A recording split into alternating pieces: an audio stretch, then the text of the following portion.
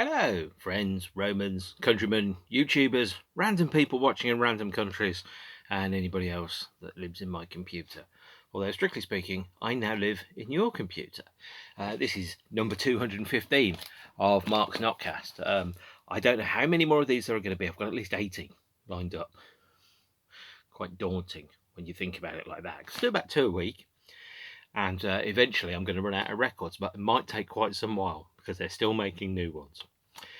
Today I am going to be talking about David Bowie's 15th studio album, released in 1983, and 3 films and a concert VHS. The album is Let's Dance. Obviously you can see why I never got the job as a Bowie impersonator. Available on LP here, bootleg live album. That's the little picture disc there, and standard Let's Dance album picture disc released in late 1983. And 3 movies, being Cat People, Merry Christmas Mr. Lawrence, starring Sir David of Bowie, The Hunger, released in 1983 as well, and the Serious Moonlight Concert Tour. This is the DVD edition, previously available in a 2-part VHS. And yes, I did have it in 2 parts on VHS, each running about 58 minutes each. Frankly, a complete rip-off. But as you know, if you're a fan of David Bowie, you'll know the man wasn't exactly afraid of separating you from your money. But there we are. We start a little bit earlier with 1982, although Let's Dance was released in 1983. 1982 was the first public lost year, which was deliberate, actually. It's a deliberate choice. After the murder of John Lennon in late 1980, Bowie decided not to tour the Scary Monsters album, largely, retreating from the public eye.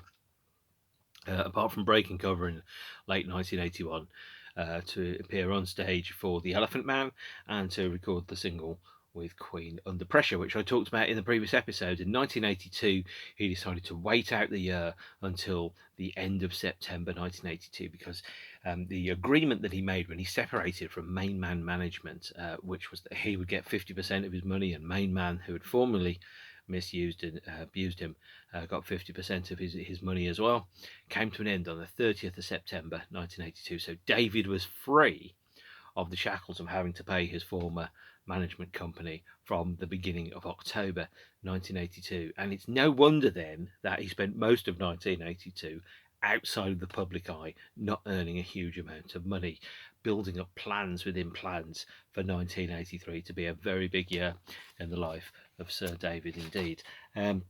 1982 was relatively busy, but not in the public eye.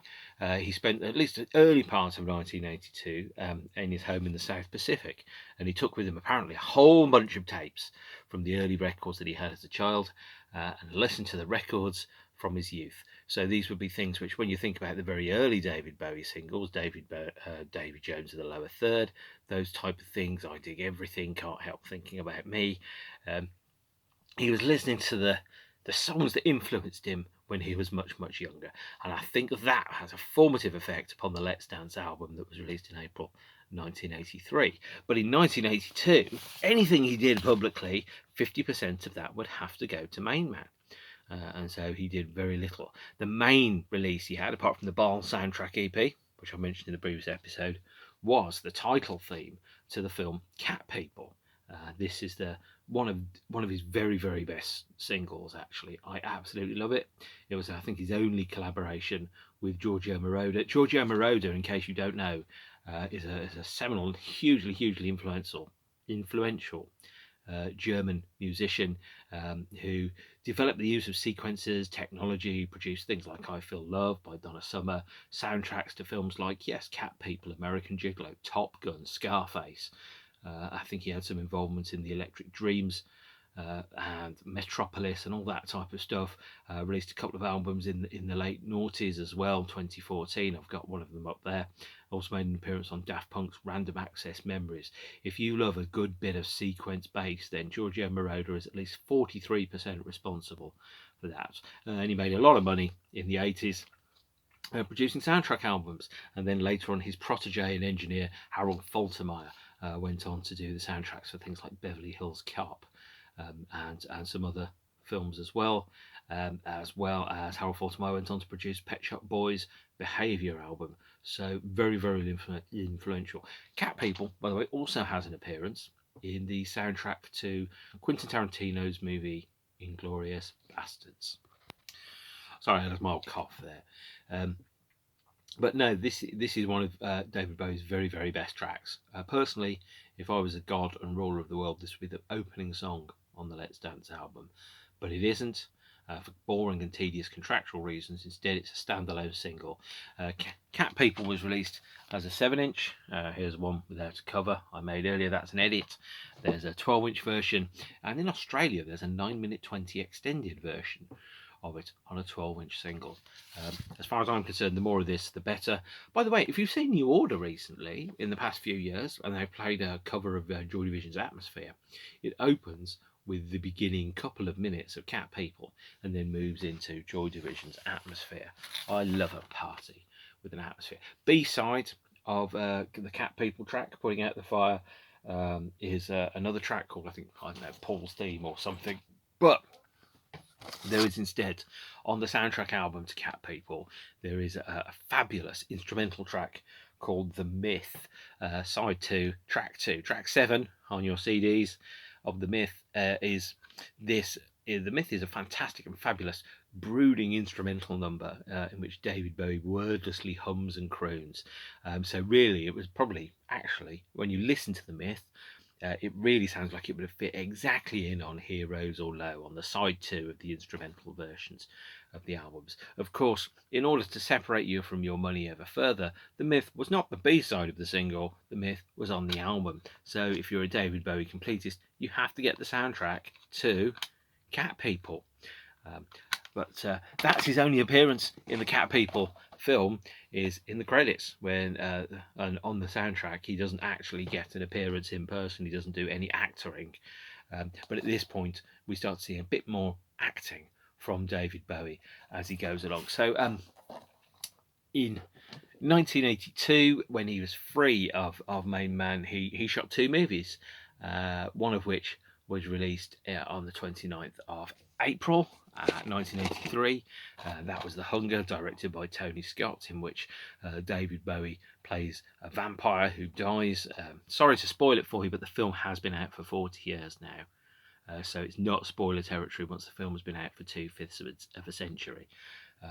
But this is I think it's a really, really good film, actually. And one of the things I do think about David Bowie is, as an actor, even if he had never made any films, his acting would still have ranked him as one of probably the most underrated British actors of all time, who would appear occasionally in little things, and you just see him and go, oh, it's that guy. Much the same way as, for example, an actor who's, you're that guy from The Thing. Yeah, not the guy from The Thing, the John Carpenter movie, but you're the guy from The Thing, you're the fella from the movie who does The Thing. Like, for example, and if you've seen Airplane, by the way, lists all of its characters by, or lists most of its lower tiered characters that aren't named, by their lines of dialogue. Very clever move, by the way. The Hunger, he has a role in the first 45 minutes of the film, as a vampire lover of Susan Sarandon, before the film changes into something that's a little bit different. It's dark, it's gloomy, and it's one of the strangest films about love. So, for example, when people think, oh, Till Death Us Do Part, well, what happens if one of you dies and the other one carries on? That's what The Hunger is all about, but all wrapped up in a handy little kind of envelope of vampirism, before vampires were cool and before they all looked like Robert Pattinson and Batman. The second film that he made around about the same time was Merry Christmas, Mr. Lawrence. Here's the DVD special edition. Apparently it's a special collector's edition. I don't know why people would collect DVDs and go, well, I'm going to buy it because it's collected. It isn't. It's just a DVD in a box with a slipcase over it. I don't really know why people put collector's editions on things. Would you just buy it just because you're a collector, just because it says collector's edition? I don't know. I mean, I wouldn't. I'd buy it because I liked it and it meant something to me, and I wanted to watch the extras and the making ofs and listen to the commentary, the Arnold Schwarzenegger commentary, by the way, on Conan the Barbarian. If I haven't already mentioned it, it's one of the most amazing commentaries of all time. It's practically a work of art, probably because he spends most of his time in his Austrian accent telling you about the things he's doing. I'm punching the camel, for example, going, full MacGyver. Merry Christmas, Mr. Lawrence. Yes, I did watch it a couple of weeks ago, by the way. Was released on the 10th of May 1983 in Canada, on the 25th of August 1983 in the UK. And I think it's a really interesting film why David chose it. Because if you watch the film, and if you haven't, I'm not going to spoil what happens to the film for you, but the key themes that run through the movie are around identity and agency and integrity, and when you're put in positions where you don't have any power and control over the environment that you live in. Unsurprisingly, you can probably work out from the cover, there it is that David Bowie plays a prisoner of war in a Japanese camp in the Second World War. And obviously, if you're a prisoner of war, you don't have any agency and control over your life or your environment. You have to endure prison conditions, and the film is about how David Bowie as a character and as an individual seeks to take back agency and identity and control from an environment that seeks to strip him from it. One could say, if you're taking a metaphor too far, that he could see that as a metaphor for the control that a main man and other people had over his life that was shortly going to be coming to a close. I wouldn't, because that would put me in Sue's corner. And we all know that Melody Maker would have very, very bad things to say about that. But it's a good film. The Hunger is one that I prefer, probably because I've got more experience of relationships than I have of being a prisoner of war. But so be it. They're both very, very good. What we had was really, I think, 1982, when that gate came down and he was freed from his commercial and contractual obligations to main man, is that David Bowie became a free agent. He was free to do what he wanted to do any old time, and he didn't have to pay 50% of the money that he earned. And so he chose then at that point, 1983, and again, this was an artistic decision that he made, to become mainstream, popular rock star, playing the role of a character called David Bowie, a man who was a pop star. I mean, he referred to these as his Phil Collins years, and I think that's a little unfair. I think he was perhaps a little bit better than that, maybe the Peter Gabriel years, as opposed to the Phil Collins years. But he kind of chose to become a mainstream, commercially successful, absolutely huge megastar, unafraid of melody and populist intent, with the Let's Dance album, which this was the first album in a long time where he'd completely changed his backing band. So not one person who plays on this album plays on any of the other previous David Bowie LPs, and it was recorded and produced, touched and had the hands all over it of Nile Rodgers, of Chic, including session musician kind of parts from some of the members of the band. I think Bernard Edwards from Chic plays on some of the songs. I think is it Dennis Thompson? I think Dennis Thompson plays on it. I think it might be another Thompson, who then later on I think became both a drummer in Chic, possibly the later period of Genesis. Couldn't quite confirm that we went through. But what effectively Let's Dance was the start of 10 years of a period of almost comfortable indifference to art. Is that, you know, David sought to become a megastar and achieve that for the following 10 years.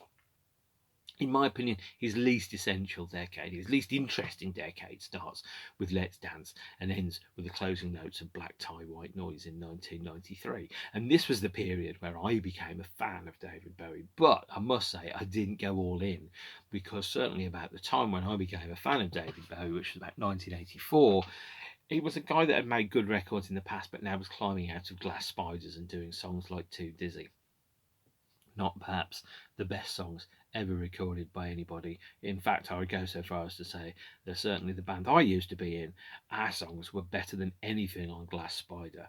And few people have heard them, and the people that have heard them probably don't agree with that assessment. But beauty is in the eye of the beholder, which is why I constantly walk around with my eyes shut. There was a conscious decision to avoid big success until after 1983. After 1982, at which point he would keep 100% of the spoils. It was a complete break with the past, Let's Dance. It was recorded very, very quickly in 17 days. None of the previous musicians from any of the previous records played on it. It was the first time a David Bowie album featured only his vocals, and he made no instrumental contributions. There was no guitar, no bass, no keys, no saxophone, nothing. The only thing of David Bowie that was on Let's Dance was the vocals and the melodies, and the commissioning idea which David had to Nile Rodgers was, "No, I want you to make hits," and that was his task.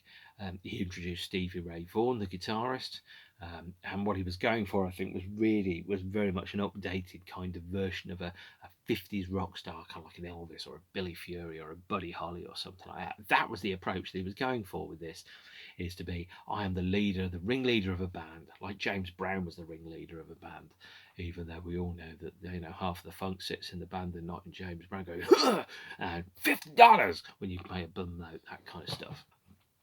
But this was David Bowie trying to update and recast the idea of the 50s pop Svengali, the guy that's in charge of everything, who's the ringleader of the band and directing all the genius, and his band around him just props him up with their absolute fantasticness. And basically, it's a chic album in all but name. Let's Dance. I think it's a really good David Bowie LP. Not amazing, by the way. Certainly not his worst, but it's a really good one.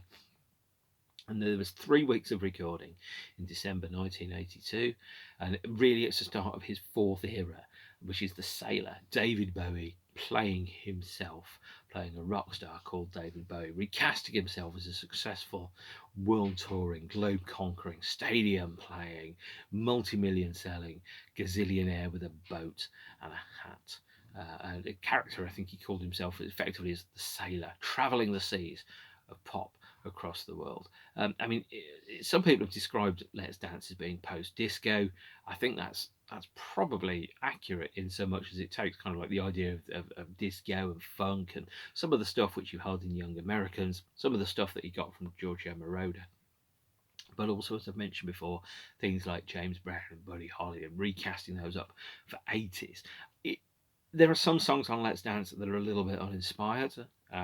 There's China Girl, for example. So, in fact, if you look at the track listing for Let's Dance, we haven't done it now. I saw a tweet about middle-aged men reading off tracks about LP tracks from the back of the album, and then using that as the review. So maybe I should do that. Except this one hasn't got the names. Oh, it has got the names of the songs on. Okay, so let's do a review in a reaction fashion. Modern Love, huh? That's good. China Girl, that's good too. Let's Dance, that's good. Without You, ooh, no, that sucks. Let's do a reaction video to Without You. Oh, no. And then there's Ricochet, there's Criminal World, which is apparently a cover version, and a re-recording of Cat People, and Shake It. 8 songs, one of his shortest LPs, both in terms of the number of songs and the amount of inspiration that there was. But also, you can look at the cover and the inside sleeve art, and you go, that is totally like an Athena poster. Athena, by the way, for those of you with short memories, was a very popular 1980s interior decor place that sold lots of crap posters in colours like that looked kind of like really glossy, slightly tasteless, blown up bootleg 12-inch singles, lots of blues and dark greens and pinks and weirds, and you look at that is really 80s, isn't it? Even the logo is very 80s. But we had 4 singles on the album, 5 depending on your point of view and which country you lived in, and then every song off Let's Dance, by the way, apart from Ricochet, appeared as either an A or a B side at around about this time. So we start off with a track 1 is Modern Love, which was one of the singles that was from the album. My partner thought the song was called Get Me to the Church on Time, because in fact the lyric Modern Love barely appears in the song, but it is one of the very few originals which is on this. And by originals, what I mean is actually songs that were written for the album, because there's a number of songs that have been repurposed previously. And so, for example, of the 8 songs that are on here, Cat People is a re-recording of the 1982 single, presumably for contractual reasons, is that David couldn't use the recording which had been on the Cat People soundtrack. He had to do it again. So the version of Cat People that most people knew for a very long period of time was this frankly atrocious kind of remix re-recording that took out all of the subtlety and the drama of it and turned it into a fairly generic funk workout, to be honest. And then we have, very quickly, we have China Girl. China Girl did make an appearance, even though it's a Bowie and Iggy Pop co-write. It appears, I think, on one of the Iggy albums around about the Lust for Life and the Idiot period. So that's not a new Bowie song. That's an old Bowie song that Bowie's actually finally got round to recording. In fact, I'm half wondering why Sister Midnight didn't make an appearance on this album either. At the very least, it would have made it 9 songs long. Um, we have obviously Cat People, we have China Girl, we have Criminal World, which is a cover version of a 1977 song by an act called Metro. So we've got at least 3 songs which you've heard before. And then obviously you've got a number of rewrites and extra bits and bobs that are in there. Obviously, it was a commercial decision for Bowie to cast himself as a pop star. It was influenced, as I said, by people like Elmore James, James Brown, Buddy Guy, Albert King. Bowie is the band leader, kind of like a recasting and updating of his 60s period where he was a band leader as well. And this was also, by the way, the first LP that featured the contribution of Erdal Kilskalki, which is a name I think I've probably mispronounced. Sorry, I don't rehearse these before I do them. Who worked on the demos for this album at the studio in Montreux, later appeared on the Never Let Me Down album, Glass Spider Tour, Buddha of Suburbia, and last worked with David Bowie on the Outside record in 1995. Although this album really feels like Bowie has taken all of his rough edges, his quirkiness, his individualness, and he's kind of sanded them down, flattened them a bit. And I was thinking this when I was listening to Dave Gahan's solo LP, Dave Gahan from Depeche Mode, the other day, is that it feels like all the quirky individual elements of a personality, the thing which makes David Bowie, for example, had been almost sanded out of this, so it became just a very competent, perfectly cromulent stadium rock LP, as if David had seen the kind of things that Robert Plant was doing or Phil Collins was doing with No Jacket Required and thought, I'll have some of that. I think I should deserve some of it. I'm capable of it. I'm going to try it. And the album birthed 4 singles. As a result, 3 in the UK, which were Model Love, China Girl, and Let's Dance. The 4th one, Without You, was released in a couple of other places. So, for example, I think Bernard Edwards and I think it's Tony Thompson, not David Thompson. Tony Thompson played drums on some of the album. Being basically, it's a Chic album with David Bowie singing the vocals, and this is where we go through the singles that are on the album. And we put away the Athena poster cover. Good as it is, this isn't going to be the Bowie album that you're going to frame on your wall. So there were 3 singles from the album. The first one was, of course, the perfectly cromulent, rather wonderful Let's Dance, which obviously later influenced the public service broadcasting song that was released this time last year. Again, here's an EMI America 7-inch single, backed with the remix and re-recording of Cat People, Putting Out the Fire. And there was a Record Store Day 12-inch of Let's Dance. Here it is. It contains the album mix, or more correctly, it contains the live version of Let's Dance, recorded in 1983 at the Vancouver Columbia Centre, and the full-length demo of Let's Dance, one of the very few Bowie demos that has been released, actually, and officially labelled as a demo. This was the Record Store Day version, I think, from 2018 or thereabouts. You can still get it now. But it's interesting to hear the demo and just how closely aligned the demo was to the finished product. The second single from the album, I think, was China Girl, although I don't remember that far back. And China Girl had a 7-inch. Here it is, backed with Shake It, another LP track, no B-sides for Bowie, and advertises the Serious Moonlight Tour 1983, which saw 3 shows at the Wembley Arena, 2 at the Birmingham NEC, Edinburgh's Murrayfield Stadium. Pardon me, it's been a long day, and 3 nights at the Milton Keynes Bowl, which is one of the most soulless environments to ever see a band, by the way, the Milton Keynes Bowl. The 12-inch comes with the LP mix of China Girl, which isn't exciting, and a remix of Shake It. Again, here's the America version although that was probably the same version that was released in the UK. And the video is has David Bowie snogging a Chinese girl in it, because it's nice to know that there's an inventive video at stake there. But again, maybe this was a bit of a kind of like outstretched hand to Iggy Pop as well, to make sure he got a bit of money. But David Bowie was a magpie. He never let go of anything. If there was a good idea and he had an opportunity and he was able to do it again, he did it again. And then the third and final single in the UK was Modern Love, backed with a live version of Modern Love.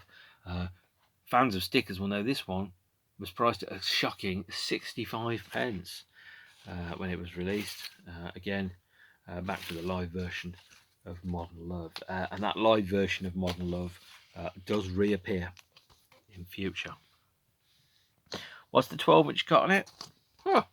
It's got Modern Love and Modern Love live version. Wow, that's a waste of money, isn't it? But just look at that. That is such an 80s cover there. That looks like, if you were designing smash hits in 1983 and you wanted to do a picture of David Bowie and you put the lyrics next to it, which said la la la la la la la la la la, because they counted the la's smash hits. They were devoted to the art form. That's exactly what you'd have on your half-page spread and smash hits. And of course, if you were David Bowie's former record label, you would never miss an opportunity to release a contemporaneous hits album that's designed to look just enough like David Bowie to fool you into thinking, oh, he's got a hits record out as well. And here it is, ladies and jelly spoons. It is called Golden Years. This was released, oh God, I don't know, late 1983, early 1984 maybe, on RCA. Not officially sanctioned by Bowie. Which is one of the reasons why it's been out of print and not been available for a very long period of time. The Golden Years compilation. I think David was significantly displeased with the fact that they used a photograph of him from the early part of the Serious Moonlight tour to make you think that it was in some way a Serious Moonlight tour related release. And he also forbade them from using the phrases Serious or Moonlight in the compilation albums.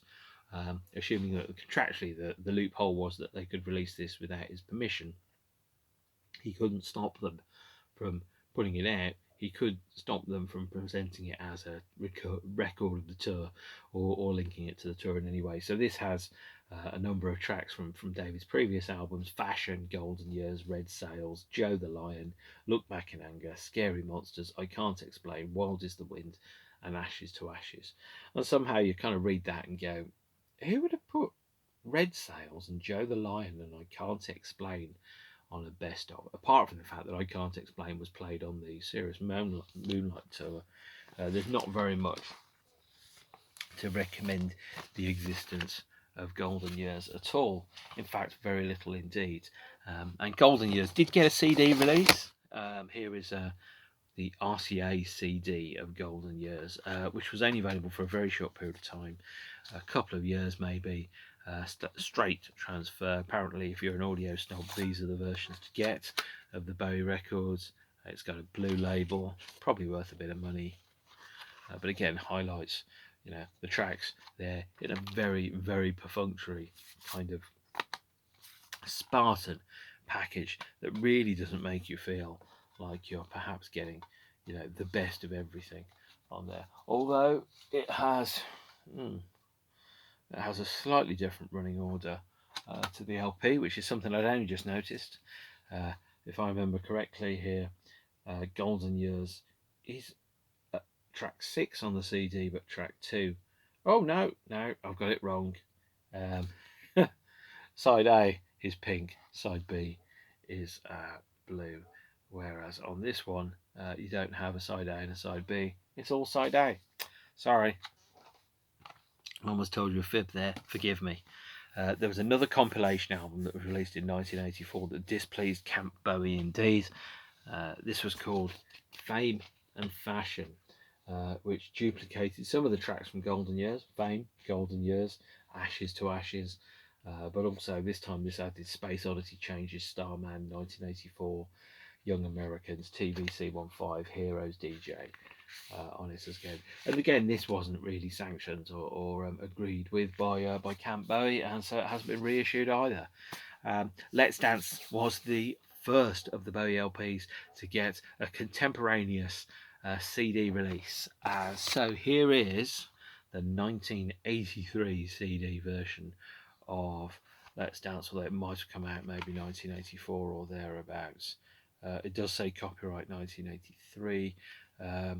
Again, if you're the kind of person that's really into different masterings and stuff of an LP, this is probably the definitive CD version to get.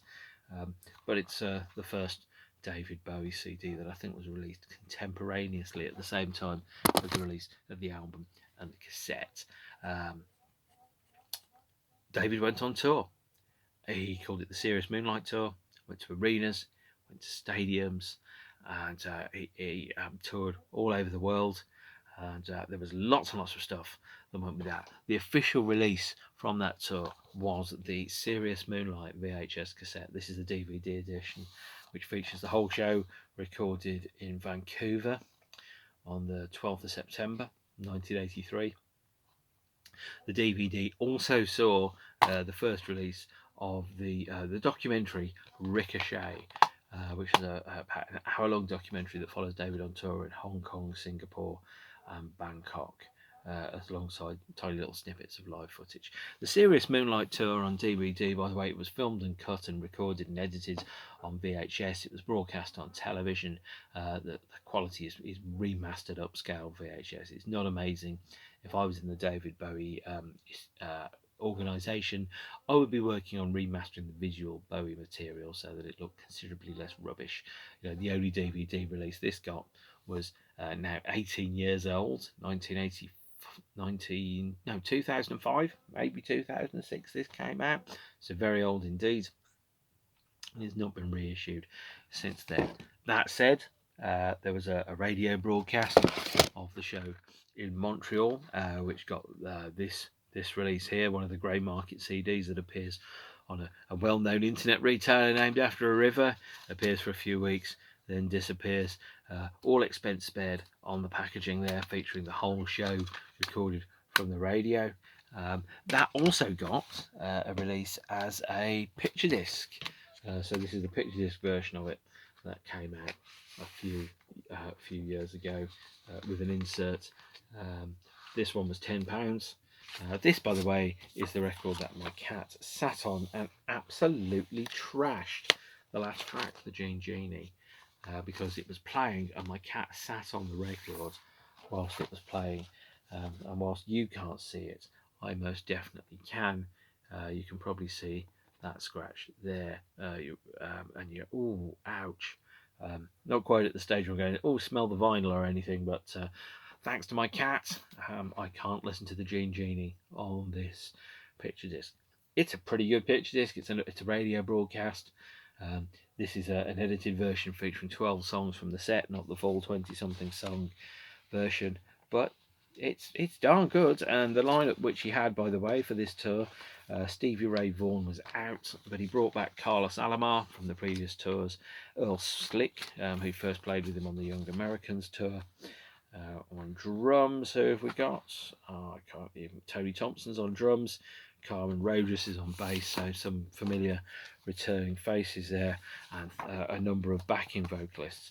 I've never felt comfortable about acts that have 3 or 4 backing vocalists, whose job it is really to just wail and keen and to support the song itself. I always think that a band that has the more backing vocalists a band has, the less good they are. And this is a thing which I have feelings about, especially in relation to Depeche Mode, Blur, things like that. It's when you've got tons and tons of guys and girls on stage doing your singing for you. Maybe the question is, should you be even there? I mean, how much of it is real and how much of it is Memorex? Anyway, the tour itself sounds much better than it looks, because the tour looks very, very 80s, and 80s is most definitely not a good decade. One of the reasons why I quite like bands that don't put their pictures on the cover is so that you don't have covers like this. This is the Let's Dance picture disc that was released in October 1983 to try and wean a little bit extra time and money out of the album. And then, of course, on the back there, look at that. Everybody just living in the moment, none of them with mobile phones, YouTubing it or streaming it. Ah, such glorious, perfect days. That's because a mobile phone was about the size of a car battery, you absolute twonks. And if they'd have had the ability to sneak in cameras and mobile phones into the shows, you can guarantee that lots of people in that picture would be taking photos going, my God, I'm so close to David Bowie, indeed.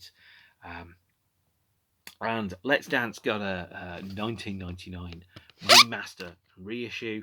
There's the EMI version from 1999 that's horrendously brick walled. And we go into the posthumous period now. So that is the Let's Dance album and the Serious Moonlight tour. The Serious Moonlight tour, by the way, absolutely huge. Should point that out. So for the tour in question, he made 1.5 million just for playing a European festival in San Bernardino, 1.2 million for playing Edmonton. He got £250,000 a night for 4 nights in Chicago. He grossed about $35 million. And that's in 1983 money for the tour, which inflation adjusted is about 108 million. And he added a number of songs that he hadn't played or hadn't played for a long period of time. So if you go to the DVD release, for example, he opens with "Look Back in Anger." The key lyric in that song is I've been waiting so long. And it's almost like he's introducing the set with a show that says, yeah, I know it's been a long time since I've toured. It had been 5 years since he'd toured, which was his longest gap from the stage ever. And you've been waiting so long to see David again, and here he is. But it's a greatest hits set. Only 3 or 4 songs were from Let's Dance. There were 3 songs from Scary Monsters. So you were getting debuts of, for example, China Girl, Let's Dance, Modern Love. Maybe you were getting, you got Cat People as well, and then you also got debuts of 3 songs from Scary Monsters, including the Scary Monsters and Super Creeps title track. You also got, for the first time in about 10 years, David was playing a cover of the Velvet Underground's White Light, White Heat, which I never thought was as convincing as it should be. I'd love to have heard a studio recording of David singing White Light, White Heat, but I don't think we ever got it. But we did get it on the Serious Moonlight tour. And we also got, the tour itself, which was captured in this book, Ricochet, by an intimate portrait by Dennis O'Regan, who was the photographer on the tour. So the images that you appear in this were all signed off and approved by David during the course of his life. One of the last things that he did. If you think, if you want a more modern, updated version of the Moon Age Daydream book, which David was also clearly involved with, then this is one of the ones to go with. Now, I did say earlier that the Ricochet song was the only song off the album that hadn't been an A or a B side on any of the releases. Well, if you bought the £3,000 super special limited edition version of this that came with 2-3 other books and a 12-inch single, you're able to get the 12-inch single of Ricochet, which, by the way, is most definitely not worth £3,000. They did 2,000 copies of that £3,000 book set, which to me just seems absurd and ridiculous. Are there really 2,000 people that would spend £3,000 on a book about David Bowie that he hadn't even signed? The answer is yes. There are, because I think it's sold out. Oh look, there's Mick of Jagger and Jerry Hall, who's apparently heartbroken that she split up with Rupert Murdoch. And here you have it all the way through the Ricochet book. You can find this for about £15 if you look for it online. I got a copy from Amazon. Oh, sorry, I shouldn't mention the name. I got a copy from a major retailer named after a river for £9 a little while after it came out, because it had a slightly cracked spine. But if a slightly cracked spine is going to save me £21, that's the price I'm willing and prepared to pay. There's some lovely photography in there. Look at that, all those people living in the moment, none of them with mobile phones. There's the picture from the front. Oh, Ricochet! And, there you go, all the way through. It's a really interesting book, but it doesn't quite give you, because it hasn't got David's handwritten text, Although it's got extracts from handwritten lyrics and things like that, it doesn't quite have the same sense of what's the word I'm thinking of here? It doesn't have quite the same sense of a flippant, bubble bursting approach to history that you will get in the Moon Age Daydream book. It's worth getting, but it's not going to be the thing that should be at the front of your list. And there's the picture I think that was used for the picture disc version of Let's Dance. David there on one of the very early versions of what's now called the ego ramp, the ramp that the singer takes out to go and stand nearer the people in the crowd when they can be touched by his noodly appendage and cured of their various ailments. It's a fascinating little book, gives you an insight into what life was very clearly like for a very affluent and successful musician in the 80s, none of them with mobile phones, all of them living in the moment. 2018 saw the release of the Loving the Alien box set, which wrapped up the period running from 1983 to 1988. And this box set, by the way, featured the first releases of a number of particular things which relate to the period. So there's an advert for the Ricochet book, the super expensive official Ricochet book, £3,000 a copy in a multi-layered, luxurious white cloth presentation box, and a clear acrylic, whatever, £3,000 for a fucking book, what a rip-off. There's a remastered version of the Let's Dance album and a replica sleeve of the vinyl edition. The Serious Moonlight tour gets its first release. This is the audio for the DVD soundtrack that's now presented in a gatefold sleeve with various inners featuring lovely pictures of Sir David Bowie there in his particularly Phil Collins years. And again, more on the inner sleeve.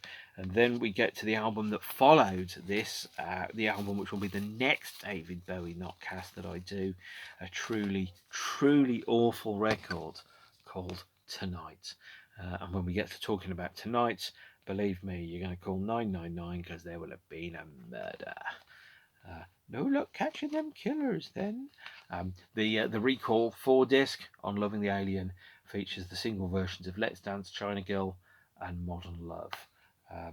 The 12-inch mixes appear on a slightly different compilation. There's also a book that comes inside the Loving the Alien set that's fine, but obviously very, very small print. So you have to set your eyeglasses to zoom and it all fits in there. So that is Loving the Alien. That is the Let's Dance period of David Bowie. What I will say is, as a studio album, Let's Dance is pretty good. It's not amazing. It's probably about halfway in the pack. If I was going to rank the David Bowie LPs, then I think Let's Dance would not be in the top half. I have to be really honest about it. But actually, the gold in them there hills comes in the form of both Merry Christmas, Mr. Lawrence, and The Hunger, both of which are well worth watching. I think The Hunger is a really great film about growing old and about how love never dies. And Merry Christmas, Mr. Lawrence is a film that you can clearly read into the fact that it's very obviously about someone that's looking for agency and influence and control over their own life when you feel like you don't belong to yourself. And of course, David having to pay 50% of all of his earnings to the people that he was no longer working with. It must have felt very clearly that he says, I'm going to wait this out, and when I am free of the shackles of my previous contractual agreements, I will be able to reap in the money and be able to play the role. Having complete artistic control, David was in the position of being able to cast himself as the rock star called David Bowie and to be able to play stadiums and headlines, as if to go, I could have done this all along, I just chose not to prove to you that I could do it. And it's a really interesting kind of idea and way of getting back the agency and control over his own career. But it's something in retrospect, when he looked at, he realised it wasn't really authentic to who he really wants to be. He was playing another role, like the Thin White Duke, like Ziggy Stardust, like Nathan Adler, around about the Outside periods. He said, I was something that I never wanted to be. I was a well-accepted artist. I was appealing to people that bought Phil Collins albums. I suddenly didn't know my audience, and worse, I didn't care about them. And sometimes when you think about it, and you listen to parts of Let's Dance and definitely into Tonight, you realise, yeah, he did not care about what he was making. He was putting a commercial proposition on the table and not worrying about the art, because the art was secondary to the purpose, and the purpose was to be able to recast David Bowie as a mega rock star that play stadiums, that would be a safe commercial bet, that would sell to the grandmothers and to the mothers and to the suburban housewives of the lonely business class who would buy those albums, and who would make sure that he had enough financial money, security, and resources to be able to never have to worry about where his next meal was coming from, which hadn't always been the case. In 1997, he said, "It put me in a corner that fucked with my integrity. And integrity is great, but you can't pay the bills with integrity. And sometimes you've just got to follow the money, and that's what you've got to listen to." That is what he did.